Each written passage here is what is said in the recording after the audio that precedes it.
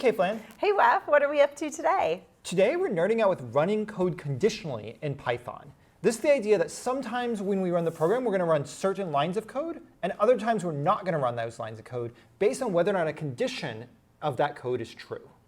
So to do this, I first want to understand what a conditional is in Python versus a conditional in a data frame. So we're still going to use the same basic idea of conditionals and the same Boolean logic between variables inside of a conditional, whether or not we're in Python or a data frame. And I remember with the data frame, we had all of those 6 different symbols we could have exactly equal to, which was double equals. We could have not equal to, the exclamation point equal, and then greater than, less than, and then greater than or equal to, and less than or equal to. Exactly. These are 6 ways that we can do conditionals inside of both a data frame and in Python.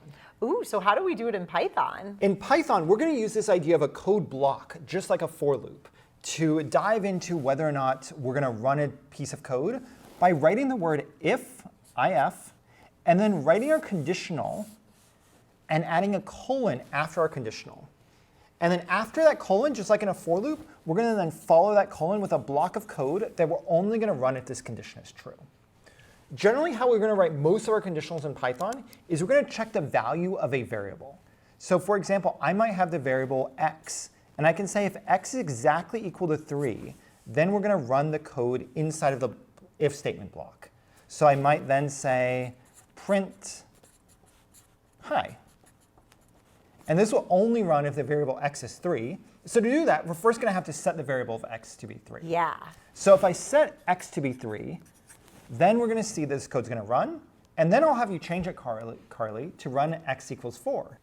I'm going to first have us do x equals 3, and then we'll change this to x equals something that's not 3. So we'll be able to see if this code runs when it's x equals 3 and when it doesn't run when x doesn't equals 3. That sounds good. So I'm going to say x equals 3 is my first line of code. And then if x is exactly equal to 3, then we are going to print hi.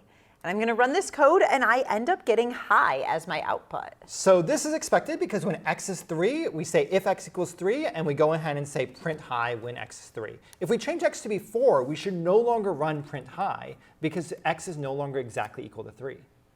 And nothing happens. Amazing. What this really becomes useful for is not setting a value, but when we actually start using random values. So I'm going to actually go ahead and randomly roll a dice again, since we're all really familiar with the code to roll a dice. So if I were to now have a new piece of code, a new code block, and say my roll is equal to random.randint 1, 6, we're now rolling a dice. And I want to say that we're going to play a game, Karle, that I'm going to win when I get a 3. OK. So now I can say if my roll is exactly equal to a 3, then I can print you win.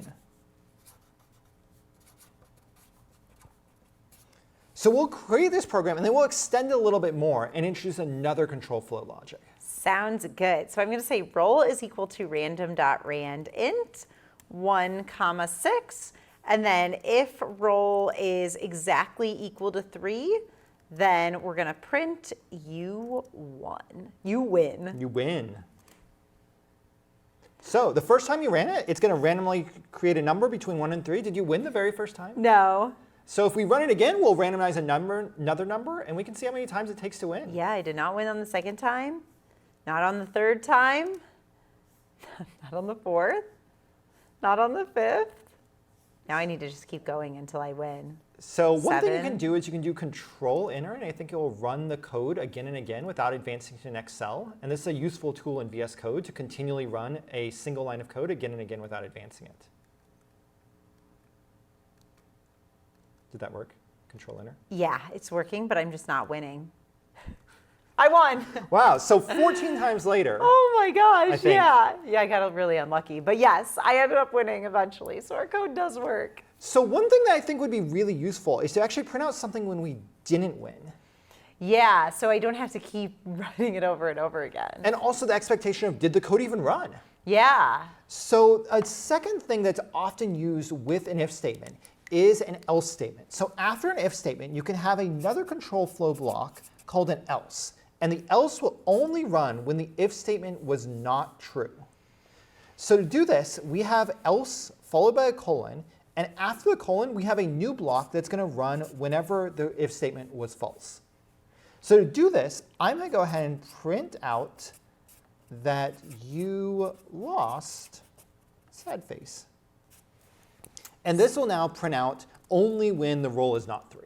So I'm going to go ahead and add my else statement. I have else, and then we're going to print you lost with a sad face. Amazing.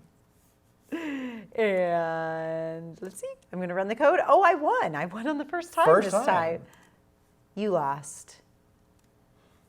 You lost. You lost. You lost. You lost. And I keep losing. So as we have this randomization, we've got this idea that we can have code that will conditionally run based on the state of a random variable. So we can do different functionalities in a simulation, for example, based on whether or not we get a certain result in an earlier step in our simulation. So we can use the idea of conditionals to make those real-world events more complex and simulate more complex events within a simulation. So this is going to be a really useful tool to help us build a more realistic simulation of real-world events. And that is conditionals in Python.